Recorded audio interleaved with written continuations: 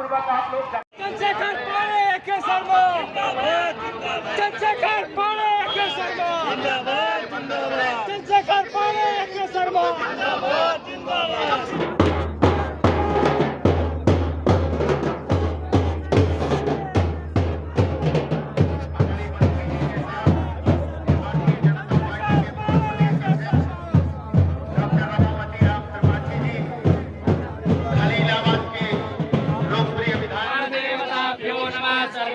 देवेभ्यो नमः सर्वेभ्यो ब्राह्मणेभ्यो नमः सिद्धिबुद्धि सहिताय श्रीमन्महागणाधिपतये नमः। माननीय विधायक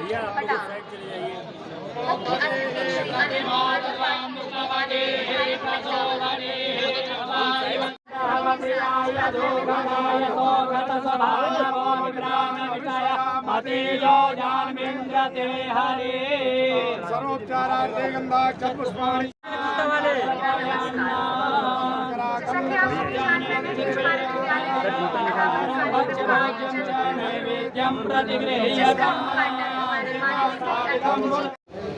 ऐसा ना करो हमारा आज का कार्यक्रम जैसा कि आप सभी को पता है अत्यंत विशेष है। हमारा विद्यालय अपने संस्थापक स्वर्गीय श्रीमती प्रियंका देवी जी की मूर्ति के अनावरण का आयोजन कर ये उन्हीं का आशीर्वाद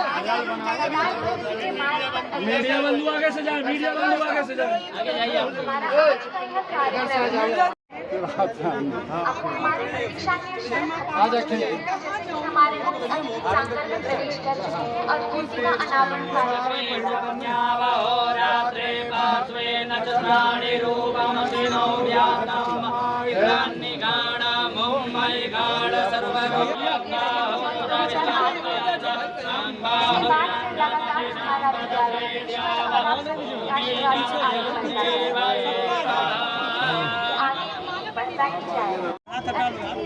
भैया मोबाइल पीछे रखिए, आप लोग मोबाइल पीछे रखिए भैया, ब्लैक वाला मोबाइल पीछे रखिए भैया, मोबाइल पीछे करिए, मोबाइल पीछे करिए। भारत माता की।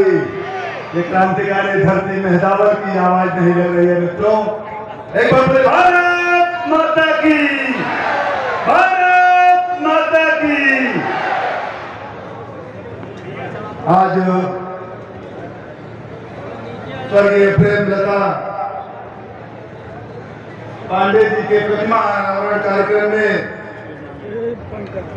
उत्तर प्रदेश के यशस्वी ऊर्जा मंत्री, नगर विकास मंत्री, नौजवानों के हृदय के धड़कन, हम सबके अभिभावक स्वरूप हम सबके बीच में अपना स्नेह आशीर्वाद प्रदान करने एवं स्वर्गीय प्रेमलता पांडे जी का प्रतिमा अनावरण करने हम सबके बीच में उपस्थित हुए हैं। कार्यक्रम में विशेष रूप से हम सबके अभिभावक स्वरूप देवरिया के लोकप्रिय सांसद परम आदरणीय डॉक्टर रमापति राम त्रिपाठी जी,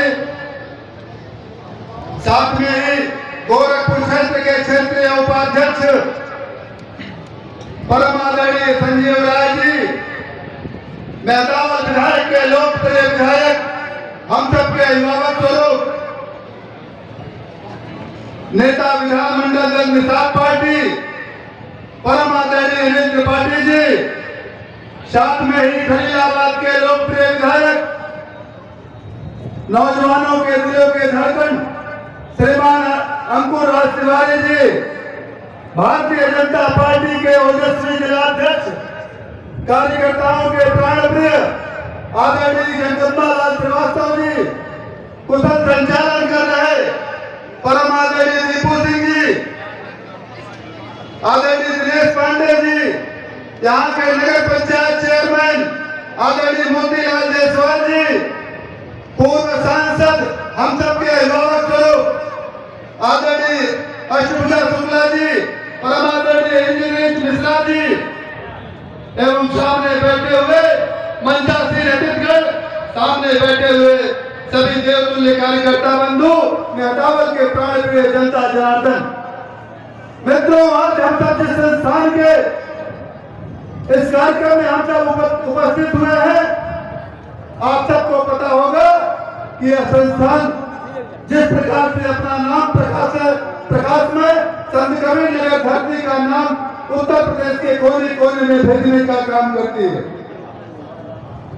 मित्रों, हम सबको आज जिसका मार्गदर्शन प्राप्त होगा, इस उत्तर प्रदेश के ओजस्वी नगर विकास मंत्री हम सबके अभिवादन करने का समय है। साथ में ही पूज्य योगी आदित्यनाथ जी, जिनके नेतृत्व में उत्तर प्रदेश की गुंडागर्दी, उत्तर प्रदेश का भ्रष्टाचार एवं सबका साथ सबका विकास को चरितार्थ कर रहे हैं, ऐसे नेतृत्व को धन्यवाद ज्ञापित करने का अवसर है। मैं पुनः एक बार सम्मानित मंच एवं सामने बैठे हुए जनता जनार्दन का अभिवादन करते हुए, ज्यादा समय न लेते हुए पुनः एक बार आप सभी का अभिनंदन करते हुए अपनी वाणी को विराम देता हूँ। जय हिंद, जय भारत, वंदे मातरम। जाएंगे, माता सरस्वती के चरणों में झुक जाएंगे। वर तो हमें है माता सरस्वती, अज्ञानी है हम, कैसे हम कर पाएंगे।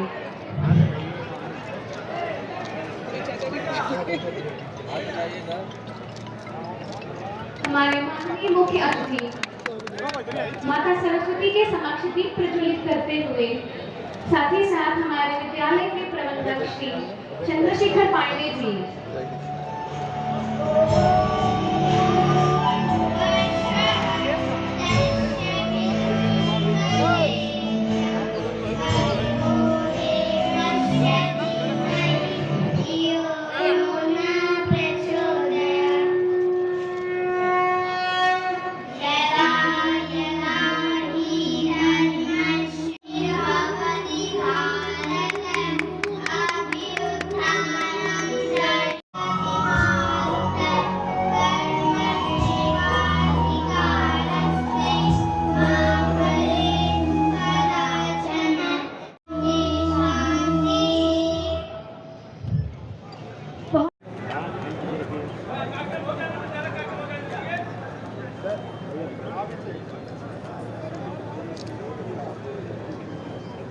हमारे मुख्य अतिथि माननीय श्री अरविंद कुमार शर्मा जी हमारे बच्चों को आशीर्वाद देते हुए मंच पर फोटोग्राफी करवाते हुए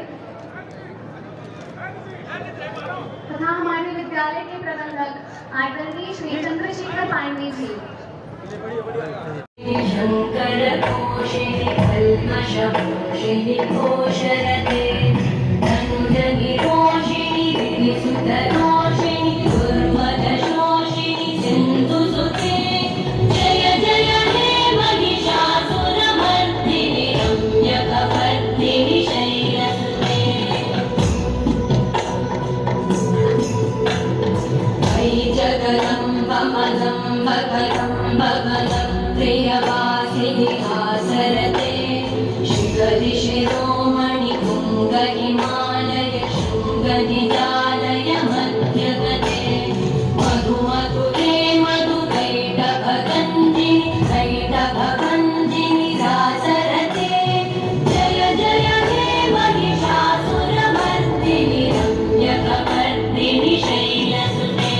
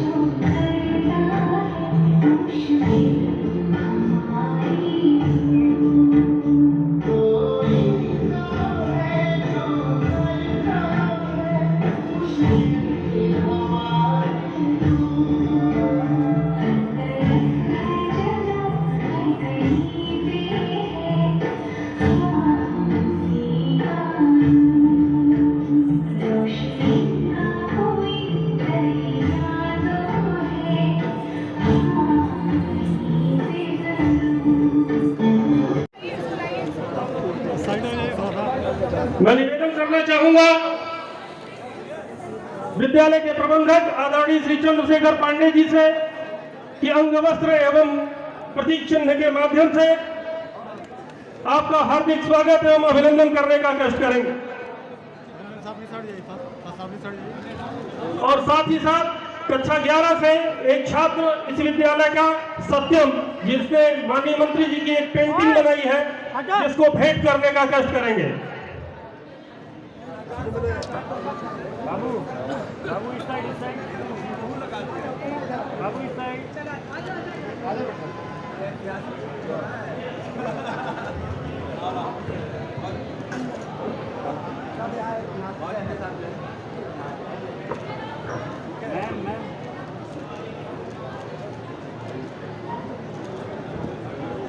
मैं निवेदन करना चाहूंगा डॉक्टर धीरेन्द्र कुमार पांडे जी से कि उत्तर प्रदेश के पूर्व प्रदेश अध्यक्ष देवरिया से सांसद आदरणीय डॉक्टर रमापत राम त्रिपाठी जी का अंग वस्त्र एवं प्रतीक चिन्ह के माध्यम से हार्दिक स्वागत एवं अभिनंदन करने का कष्ट करेंगे। मैं निवेदन करना चाहूंगा इस विद्यालय समिति की प्रबंध निदेशिका श्रीमती अंजना पांडे जी से कि इस विद्यालय के प्रबंधक आदरणीय श्री चंद्रशेखर पांडे जी का पुष्पगुच्छ एवं प्रतीक चिन्ह के माध्यम से हार्दिक स्वागत एवं अभिनंदन करने का कष्ट करेंगे। मैं निवेदन करना चाहूंगा उत्तर प्रदेश भारतीय जनता पार्टी के पूर्व युवा मोर्चा के अध्यक्ष इस क्षेत्र के जी से हार्दिक स्वागत एवं अभिनंदन करने का कष्ट करेंगे। मैं निवेदन करना चाहूंगा डॉक्टर धीरेन्द्र कुमार पांडे जी से कि विधायक खलीलाबाद आदरणीय श्री अंकुर राज तिवारी जी का पुष्पगुच्छ, और यहाँ अतिथियों का स्वागत हो रहा है। मैं आप सभी से निवेदन करूंगा तालियों के माध्यम से आप सभी भी स्वागत करने का कष्ट करें। मैं निवेदन करूंगा डॉक्टर धीरेन्द्र कुमार पांडे जी से, मैं निवेदन करना चाहूंगा डॉक्टर धीरेन्द्र कुमार पांडे जी से कि संत कबीरनगर जिले के यशस्वी लोकप्रिय जिलाध्यक्ष आदरणीय जगदम्बा श्रीवास्तव जी का पुष्पगुच्छ, अंगवस्त्र तथा प्रतीक चिन्ह निवेदन करना चाहूंगा डॉक्टर धीरेन्द्र कुमार पांडे जी से कि इस लोकसभा के पूर्व सांसद आदरणीय श्री हर्ष विजय शुक्ल जी, आदरणीय श्री सुभाष चंद्र जो विधान परिषद के सदस्य हैं,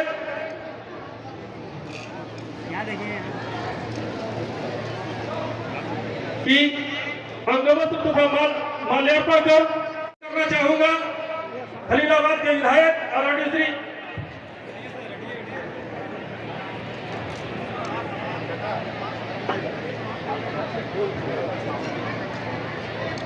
मैं निवेदन करना चाहूंगा खलीलाबाद आदरणीय श्री अनिल तिवारी जी से कि पुष्पगुच्छ एवं अंगवस्त्र के माध्यम से माननीय मुख्य अतिथि का स्वागत करने का कष्ट करेंगे।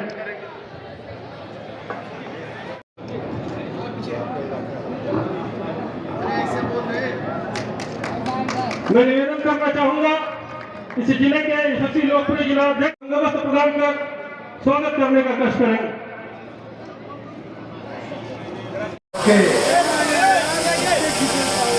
वरिष्ठ माननीय श्री उमापति त्रिपाठी जी, इस संस्था के मैनेजिंग डायरेक्टर,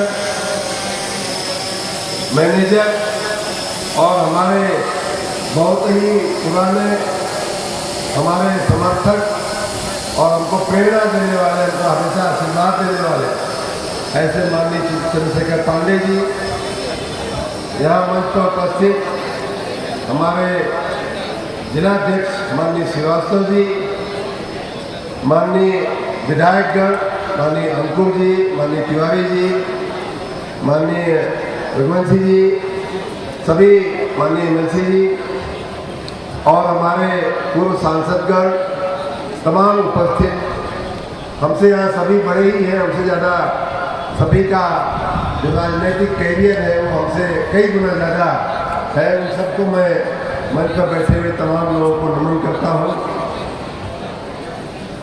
यहाँ मैदान आने का कई महीनों से, बल्कि यूँ कह लीजिए कि लगभग 1 साल से, 1 वर्ष से बात चल रही थी। माननीय चंद्रशेखर पांडे जी ने हमको पता नहीं कहाँ से और कैसे इनसे और मेरा प्रेम हो गया, नाता हो गया।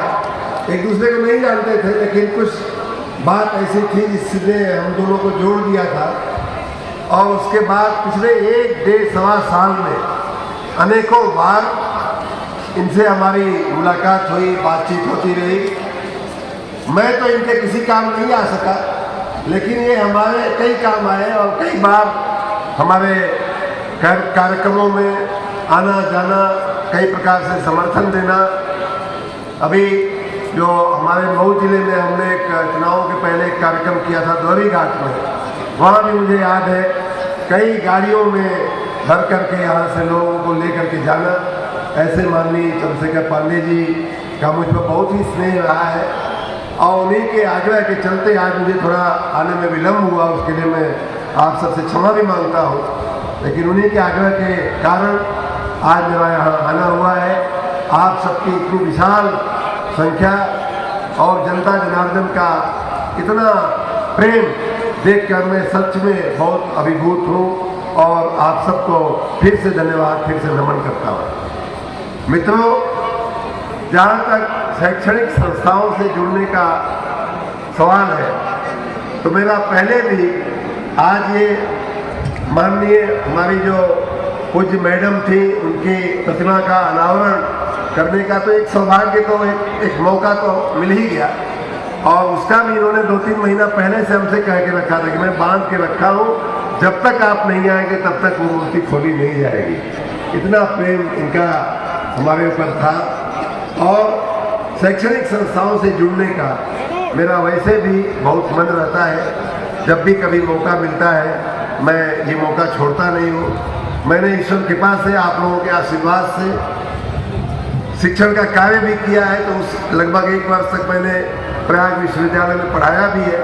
तो उस दृष्टि से भी मुझे शैक्षणिक संस्थाओं में जाना, शैक्षणिक कार्यों में जुड़ना मुझे बहुत अच्छा लगता है।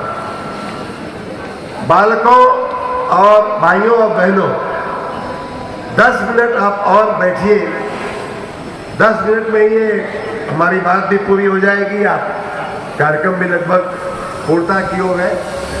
कुछ जो महत्वपूर्ण बातें करनी है उनमें ये है, पहली बात तो ये है कि ये जो पाए का काम हो रहा है, जो फाउंडेशन का काम हो रहा है, नींव डालने का काम हो रहा है, वो है शिक्षा का कार्य। शिक्षा का कार्य हमारे विशेष करके हमारे पूर्वांचल के लिए, हमारे उत्तर प्रदेश के लिए बहुत ही आवश्यक है। आप सबको मैं बताऊं, थोड़ा समय मैं लूँगा, मुझे जल्दी नहीं है तो आपको क्या जल्दी है, मुझे तो अभी लखनऊ जाना है। थोड़ा धीरज रख के बात सुननी पड़ेगी और सुनना चाहिए। और बात यह है मित्रों कि हमने, और शायद यहाँ हमारी पीढ़ी के जितने भी लोग होंगे उनको याद होगा कि उत्तर प्रदेश का जो मानव बल था, उत्तर प्रदेश का जो तेजस्वी विद्यार्थी होता था, उसकी पूरे देश में चर्चा होती थी। यार यूपी वाले बड़े तेज होते हैं। हम लोग जब IAS की परीक्षा देने गए या दे रहे थे तो उन दिनों भी बाकी राज्य के जो विद्यार्थी हमारे साथ परीक्षा देते थे वो लोग बड़ी ईर्ष्या करते थे यूपी वालों से। यार यूपी एक तो बड़ा राज्य है और दूसरे यूपी के बच्चे बड़े तेज हैं, तो इसलिए IAS में ज़्यादातर नौकरियां वही लोग ले आते हैं। लेकिन उसके पीछे ऐसी शैक्षणिक संस्थाओं का योगदान था।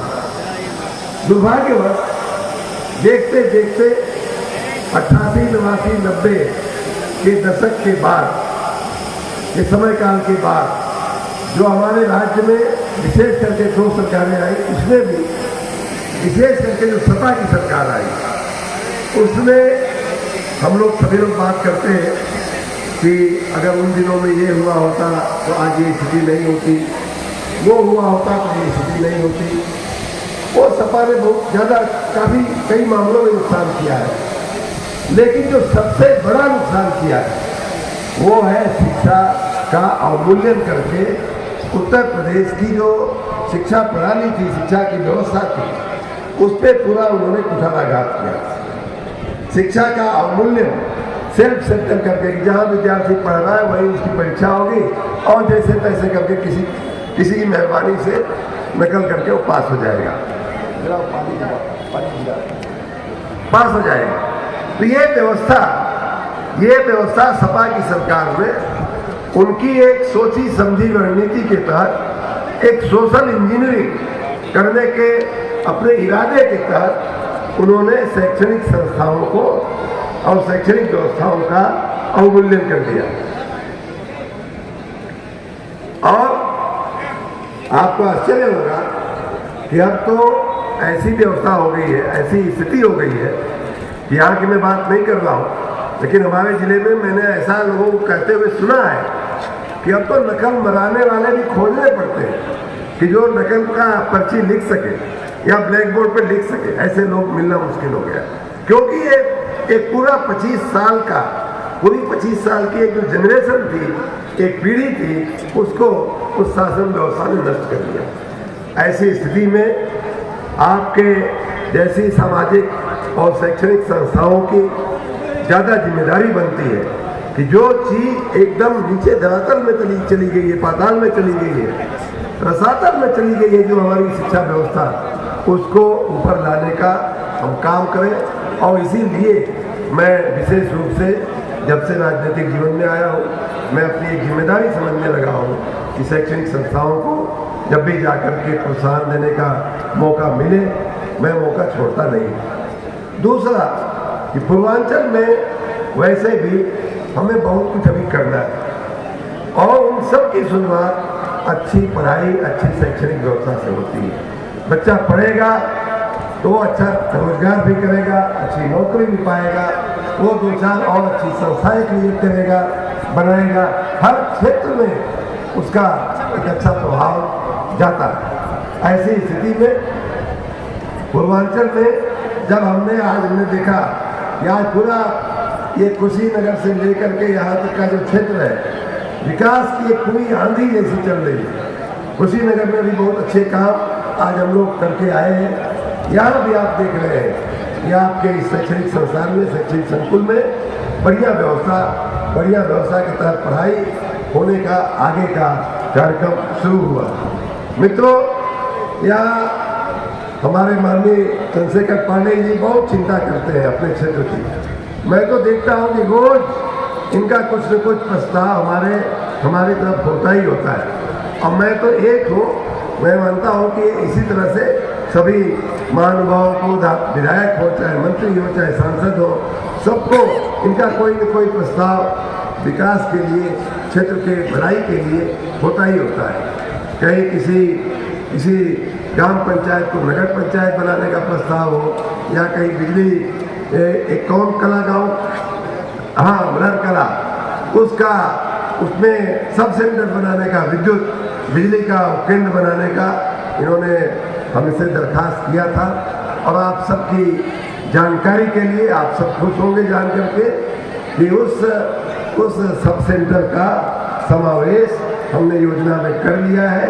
और महीना 2 महीना में उसके काम जो है वो शुरू होने की तैयारी है, उसमें व्यवस्था हो जाएगी। इसी प्रकार तमाम ऐसे कार्य हैं। अभी हमको बैठे बैठे बता रहे थे कि साहब कहीं बिजली की व्यवस्था की बात है, तो कहीं पानी निकाल की व्यवस्था की बात है, कहीं विद्यालय की, कहीं अस्पताल की व्यवस्था की बात है।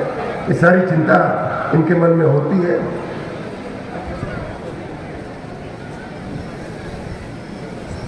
ये सारी चिंता इनके मन में होती है।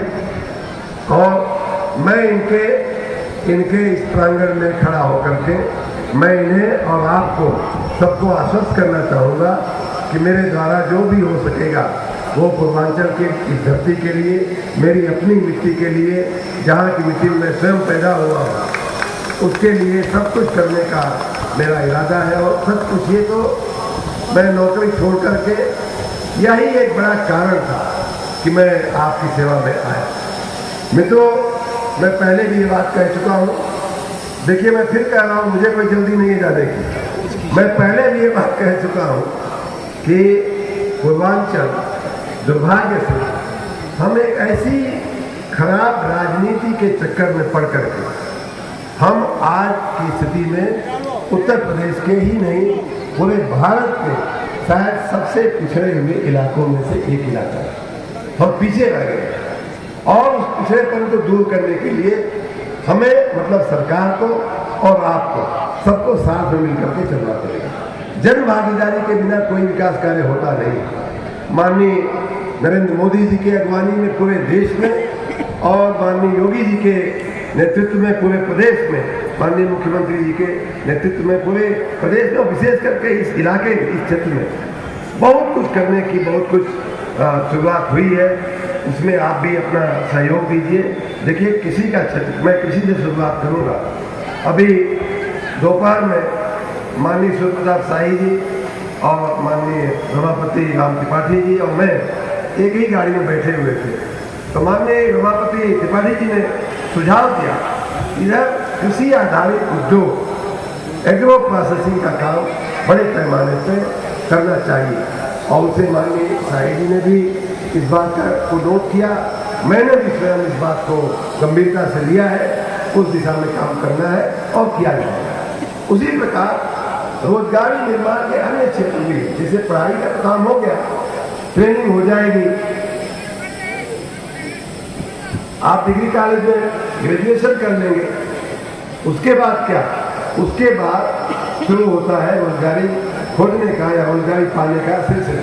तो उसके लिए भी हम जो है, जैसा कि बताया, एग्रो प्रोसेसिंग के क्षेत्र से शुरू करते हुए अभी ये जो देखिए, जो बड़े बड़े हाईवे बन रहे हैं, बड़े बड़े जो हमारे पूर्वांचल का कॉरिडोर बना है या गोरखपुर लखनऊ का जो आपका ये हाईवे बना है, इन हाईवेज के और इन एक्सप्रेसवेज के किनारे अब हमारा आपका यहाँ बैठे हुए जो भी लोग व्यापारी क्षेत्र में हैं या कई लोग बैठे हैं जो अच्छा अच्छा व्यापार करते हैं, ऐसे सभी लोगों से मेरा निवेदन है कि अपने नौजवानों के लिए या जो बेरोजगार लड़के घूम रहे हैं उनके लिए ऐसी बढ़िया संस्थाओं में पढ़ करके जो हमारे होनहार तेजस्वी बच्चे निकल रहे हैं, बच्चियां निकल रही हैं, उनके लिए रोजगारी के अवसर हमें खड़ा करना है। और इन्हीं हाईवेज को अपनी ताकत बना करके, इन्हीं नदियों को अपनी ताकत बना करके, इन्हीं अपने जो पर्यटन के स्थान हैं, हम जैसे अभी कुशीनगर गए थे, भगवान बुद्ध का परिनिर्वाण मंदिर जो है, स्थल जो है, वो है जो ऐसे सैकड़ों, भगवान गोरखनाथ का मंदिर है, भगवान बुद्ध की और भी बहुत सारी यहाँ निशानियाँ हैं। तो इन सब का उपयोग करके हम कैसे अपने नौजवानों के लिए रोजगारी का अवसर खड़ा करें, लोगों को कैसे रोजगार दें, उसकी भी चिंता हमें करनी पड़ेगी। अगला विषय कृषि हो गई, बात रोजगारी हो गई।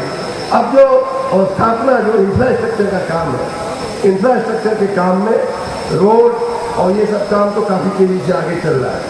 जैसा मैंने कहा कि बिजली की जो व्यवस्था इस पूरे इलाके में, मुझे याद है माननीय चंद्रशेखर पांडे जी सबसे पहले मिले और माननीय शिवप्रताप शाही जी, माननीय त्रिपाठी जी, आज भी आप सबने कई लोगों ने जो लिख के जो आवेदन पत्र दिए हैं,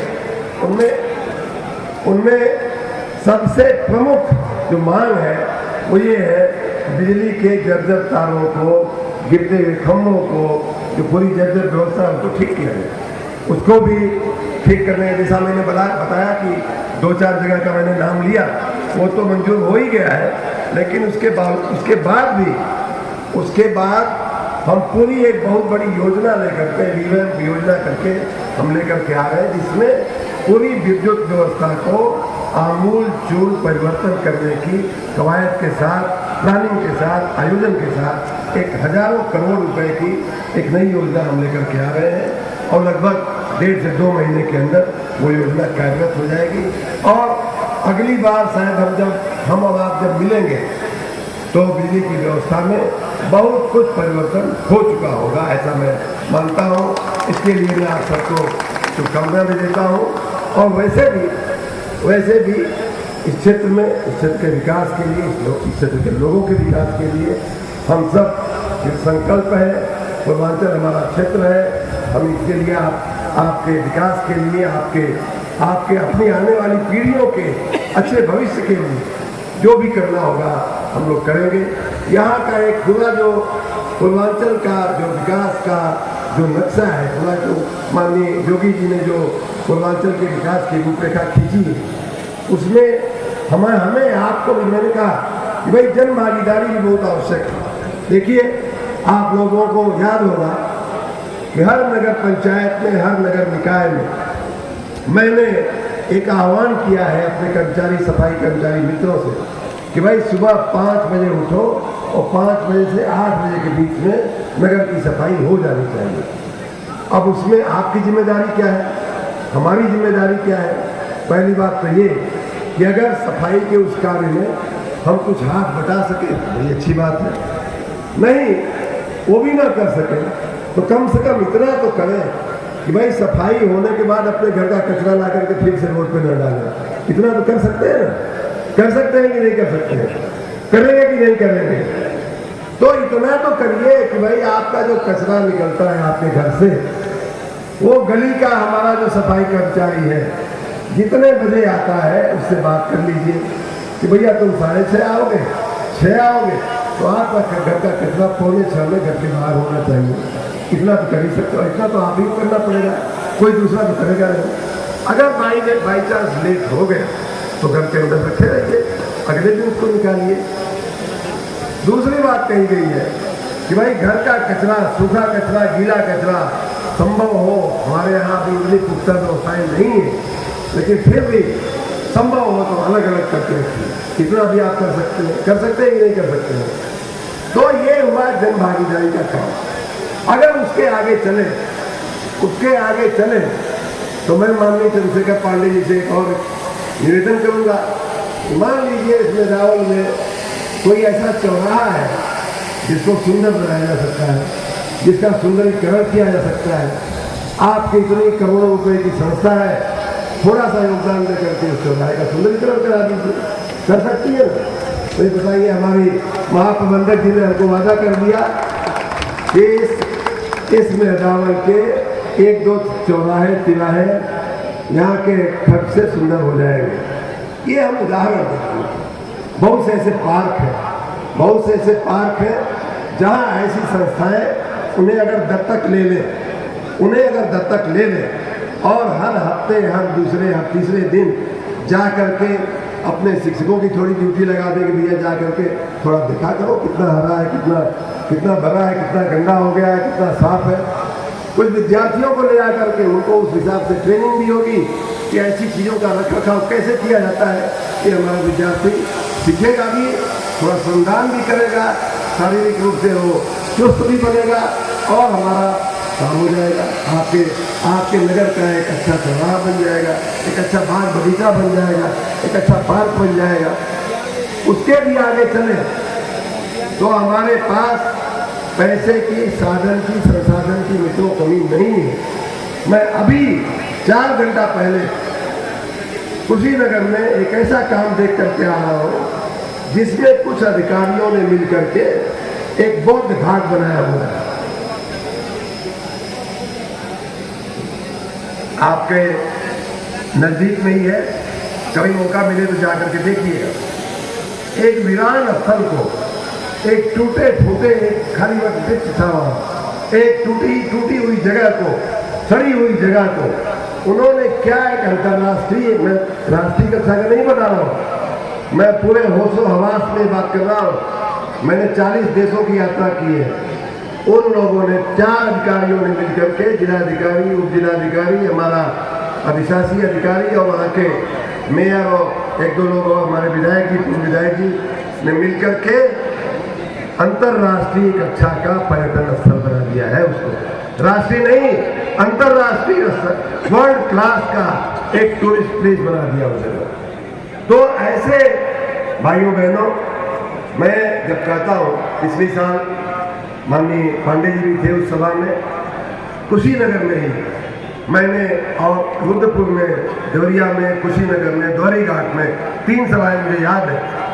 मैंने बार कहा था कि हम बहुत पीछे रह गए, लेकिन आज मुझे खुशी हो रही है और मैं कह के जा रहा हूँ कि बहुत जल्दी पूर्वांचल भी उत्तर प्रदेश के अन्य इलाकों के समकक्ष खड़ा होगा और आपकी और हमारी मेहनत से खड़ा हो जाएगा। इतना ही नहीं, कुछ सालों की और मेहनत के बाद शायद हम तक, क्योंकि हमारा मानव बल बहुत तेजस्वी है, हमारे पास संसाधनों की कमी नहीं है, हमारे पास नदियां हैं, हमारे पास खेत उपजाऊ हैं, हमारी जमीनें अच्छी हैं, हर फसल होती है हमारी, 3 फसल हम लोग ले सकते हैं। ऐसे में फल हम उगा सकते हैं, सब्जी उगा सकते हैं, क्या नहीं है हमारा, गाय भैंस पाल करके दूध पैदा कर सकते हैं। तो मैं चाहूँगा कि आने वाले 5 सालों में माननीय योगी जी के नेतृत्व में जो राज्य सरकार है, उसमें हम उत्तर प्रदेश के अन्य इलाकों से, जो विकसित इलाके हैं, उसके समकक्ष ही नहीं पहुँचे, बल्कि हम भारत के विकसित इलाकों में भी हमारी गणना होने लगे और उसकी शुरुआत हम अपने स्वच्छ नगरों से, अच्छे नगरों से करें, जहाँ अच्छी संस्थाएँ हो, अच्छे चौराहे हो, साफ सफाई हो, अच्छे तालाब हो, अच्छे उद्यान हो, अच्छी सड़कें हो, साफ सड़कें हो। ऐसी व्यवस्थाओं से हमारा उत्तर प्रदेश, हमारा पूर्वांचल चमक उठेगा। आपके ऐसे कार्यों में हमारे से जो भी योगदान होगा, मैं करने के लिए आपके समक्ष हमेशा आपके बीच में उपस्थित रहूँगा। आप सबने हमारी बात विस्तार से सुनी, इतनी देर से आप लोग खड़ा ना करके आपने हमारी बात सुनी है, आप सबका मैं बहुत बहुत धन्यवाद करता हूँ। हमारे साथ आप बोलेंगे भारत माता की, भारत माता की, भारत